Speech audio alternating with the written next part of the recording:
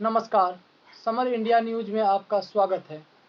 चलिए जानते हैं आज के देश और दुनिया की सिलेक्टेड काम की और महत्वपूर्ण 50 बड़ी खबरों को सिर्फ 10 मिनट में। पर अभी तक आपने इस वीडियो को लाइक नहीं किया तो लाइक कर दीजिए। एनडीए बनाम इंडिया के बीच होगी लोकसभा चुनाव 2024 की लड़ाई। विपक्षी नेताओं ने कहा चक दे इंडिया, तो पीएम मोदी बोले कांग्रेस की विपक्षी एकता कभी सफल नहीं होगी।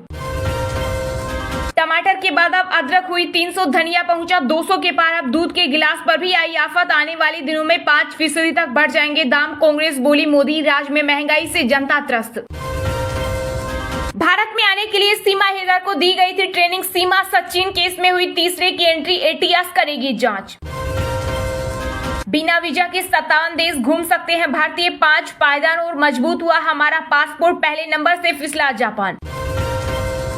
बसपा सुप्रीमो मायावती ने विपक्षी गठबंधन इंडिया से बनाई दूरी। लोकसभा चुनाव के लिए लड़ने का किया ऐलान। 7 अगस्त को होंगे भारतीय कुश्ती संघ के चुनाव। सुप्रीम कोर्ट के आदेश के बाद हुआ रास्ता साफ।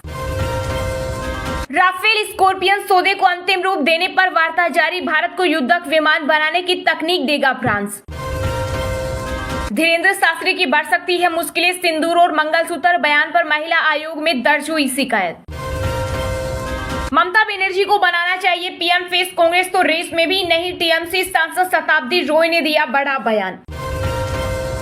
परिवार बचाने के लिए इंडिया ही सहारा। विपक्षी दलों के गठबंधन के नाम को लेकर बीजेपी ने कांग्रेस पर साधा निशाना। एशिया कप में 2 सितंबर को आपस में भिड़ेंगे इंडिया पाकिस्तान। श्रीलंका में होगा मुकाबला। पाकिस्तान क्रिकेट बोर्ड ने एसीसी को भेजा नया ड्राफ्ट शेड्यूल। तमिलनाडु बीजेपी ने काले कपड़े पहनकर डीएमके के खिलाफ किया प्रदर्शन। ट्विटर ट्रेंड बना go back Stalin. King Khan Shahrukh Khan के बेटे आर्यन खान की गिरफ्तारी थी सोची समझी साजिश। समीर वानखेड़े की चाल का आशीष रंजन ने किया पर्दाफाश। यूपी के सीएम योगी आदित्यनाथ ने बच्चों की यूनिफॉर्म व जूता मोजा खरीदने के लिए अभिभावकों के बैंक खाते में भेजी धनराशि। चमोली में बड़ा हादसा, नमामि गंगे प्रोजेक्ट की साइट पर फिला करंट। दरोगा समेत 16 की मौत, 11 झुलसे। श्रीलंका के राष्ट्रपति विक्रम सिंघे आज 2 दिवसीय यात्रा पर भारत आएंगे। अब कांग्रेस के खिलाफ कुछ भी न बोलना और न लिखना, आपके राष्ट्रीय संयोजक अरविंद केजरीवाल ने पार्टी के नेता और सोशल मीडिया टीम को दिया संदेश। पटना में लाठीचार्ज और बीजेपी नेता की मौत मामले की जांच हुई पूरी। 4 सदस्यीय बीजेपी की समिति ने भाजपा अध्यक्ष जेपी नड्डा को सौंपी रिपोर्ट। असम सीएम हिमंत बिस्वा शर्मा ने ट्वीट बायो से इंडिया नाम हटाकर भारत किया, कहा ये नाम अंग्रेजों ने रखा था। दिल्ली में चालान न भरने वाले वाहन चालकों के ड्राइविंग लाइसेंस हो सस्पेंड, ट्रैफिक पुलिस की मांग। सेंसेक्स 302 अंक बढ़कर 67,097 पर बंद हुआ। निफ्टी 83 अंक की तेजी के साथ 19,833 के स्तर पर बंद हुआ। निवेशकों ने एक दिन में 1.6 लाख करोड़ कमाए। एसडीएम ज्योति मौर्य केस में आया नया मोड़। बालू की भाभी की भी हुई एंट्री। सुब्रा ने अपने पति और ससुराल वालों पर लगाया दहेज मांगने का आरोप।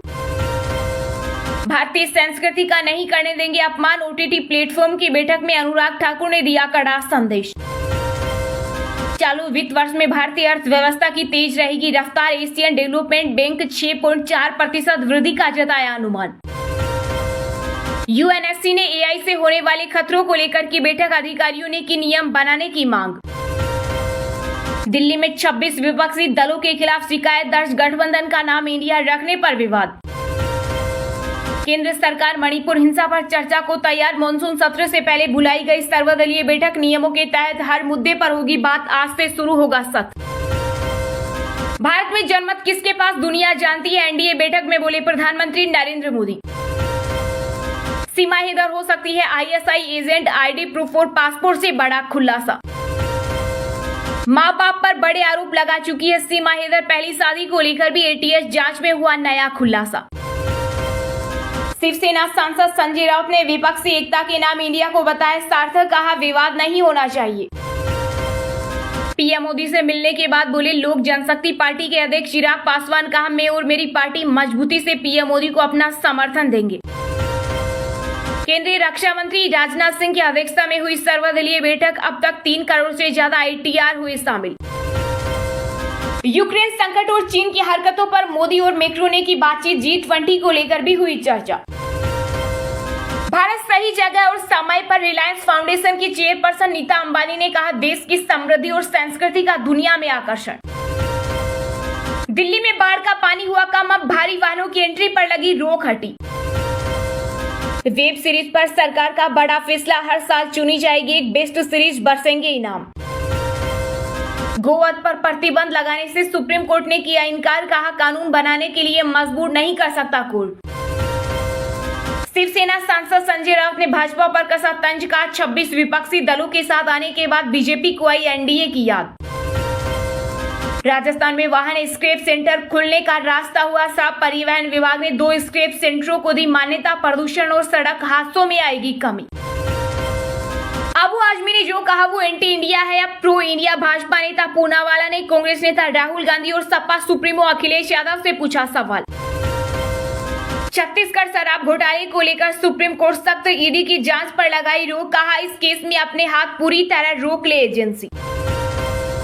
G20 में सहमति बनाने में पूरी मदद करेगा फ्रांस, हिंद प्रशांत क्षेत्र में सहयोग को भी दिया जाएगा विस्तार। भूमि सम्मान 2023 में चाहे ओडिशा और मध्य प्रदेश, राष्ट्रपति द्रौपदी मुर्मू ने दिया पुरस्कार। बेंगलुरु में धमाके की योजना बना रहे 5 संदिग्ध आतंकी हुए गिरफ्तार, 7 पिस्टल, 4 वॉकी टॉकी और विस्फोटक किए गए बरामद। अरसे बाद भारत व चीन के वित्त मंत्रियों की हुई वार्ता, 2019 के बाद आर्थिक संबंधों पर दोनों देशों ने नहीं की बात। हिमाचल प्रदेश के बाढ़ राहत कोष में 5 करोड़ रुपए देगी हरियाणा सरकार। राजस्थान संगठित अपराध का नियंत्रण विधेयक 2023 ध्वनिमत से पारित, प्रदेश में संगठित अपराध पर रोक लगाने में कारगर साबित होगा अधिनियम। असम के सीएम हिमंत बिस्वा शर्मा ने विपक्षी दलों के गठबंधन इंडिया को बताया गुलामी की मानसिकता, कांग्रेस नेता ने किया पलटवार, जाकर पीएम मोदी को बताएं। एशियाई खेलों में विनेश फोगाट की एंट्री से नाराज हुई अंतिम पंघाल, कहा बिना ट्रायल के किया गया चयन। उत्सर्जन में कमी के लिए विकासशील देशों को मिलेंगे $100 अरब, G20 की बैठक में बनी सहमति। कुन्नू में चित्तों की लगातार मौत के बाद मध्य प्रदेश के सीएम शिवराज सिंह ने बुलाई बैठक। वाराणसी में 2 सेमी प्रति घंटे की रफ्तार से बढ़ रहा गंगा का जलस्तर, काशी विश्वनाथ धाम की कई सीढ़ियां जलमग्न। राजीव गांधी हवाई अड्डे पर तस्करों से 1.3 करोड़ रुपए का सोना हुआ जब्त, कुवैत से आ रहे थे यात्री। केंद्र ने टमाटर की खुदरा कीमतों में और कटौती की, अब 70 रुपए प्रति किलोग्राम पर बेचा जाएगा। टमाटर के बढ़ते दाम पर दिए बयान पर सुनील सेठी ने मांगी माफी, बोले मैं किसानों के खिलाफ नहीं हूं। कांग्रेस विधायक ने गहलोत सरकार को असहज किया, कहा महिला एमएलए होने के बावजूद में राजस्थान में सुरक्षित नहीं, बीजेपी ने साधा निशाना। चलिए अब जानते हैं जो आम आदमी के काम की और फायदेमंद खबरें हैं उनको विस्तार से। पर इससे पहले अभी तक आपने इस वीडियो को लाइक नहीं किया तो लाइक कर दीजिए। एनडीए बनाम इंडिया के बीच होगी लोकसभा चुनाव 2024 की लड़ाई, विपक्षी नेताओं ने कहा चक दे इंडिया, तो पीएम मोदी बोले वे कभी सफल नहीं होंगे। जी हां, देश में होने वाले अगले लोकसभा चुनाव को लेकर सत्ता पक्ष और विपक्षी दलों ने बिगुल फूंक दिया है। बेंगलुरु में एकजुट हुए विपक्षी दलों ने महागठबंधन की घोषणा करते हुए उसे इंडिया नाम दिया, जबकि दिल्ली में बीजेपी ने एनडीए की बैठक में शक्ति प्रदर्शन किया। इस दौरान पीएम मोदी ने विपक्ष के गठजोड़ पर तीखा हमला करते हुए एनडीए में नए दलों का स्वागत किया। विपक्षी पार्टियों की बेंगलुरु में औपचारिक बैठक हुई। इस मीटिंग में 26 दलों के नेताओं ने हिस्सा लिया। इस बैठक के बाद हुई संयुक्त प्रेस कॉन्फ्रेंस में राहुल गांधी ने कहा कि ये लड़ाई एनडीए और इंडिया के बीच है, ये लड़ाई देश के लिए है, इसलिए हमने इंडिया नाम चुना। आप जानते हैं कि जब भी कोई इंडिया के सामने खड़ा होता है तो जीत किसकी होती है। वहीं दूसरी तरफ दिल्ली में बीजेपी के नेतृत्व में हुई एनडीए की बैठक में सत्ताधारी गठबंधन ने अपनी शक्ति का प्रदर्शन किया। इस बैठक में 38 दलों ने हिस्सा लिया। पीएम मोदी भी इस बैठक में शामिल हुए। मीटिंग के बाद पीएम मोदी ने विपक्ष पर जमकर हमला बोला। उन्होंने कहा कि हम जब भी विपक्ष में थे तब भी हमने सकारात्मक राजनीति की, हमने कभी नकारात्मक राजनीति नहीं की। हमने विपक्ष में रहकर सरकारों का विरोध किया, उनके घोटालों को सामने लाए, लेकिन जनादेश का अपमान नहीं किया और न ही विदेशी ताकतों की मदद मांगी। जब गठबंधन भ्रष्टाचार के इरादे से हो, जब गठबंधन परिवारवाद की नीति पर आधारित हो, तो वह गठबंधन देश को बहुत नुकसान पहुंचाता है, वो कभी सफल नहीं होंगे।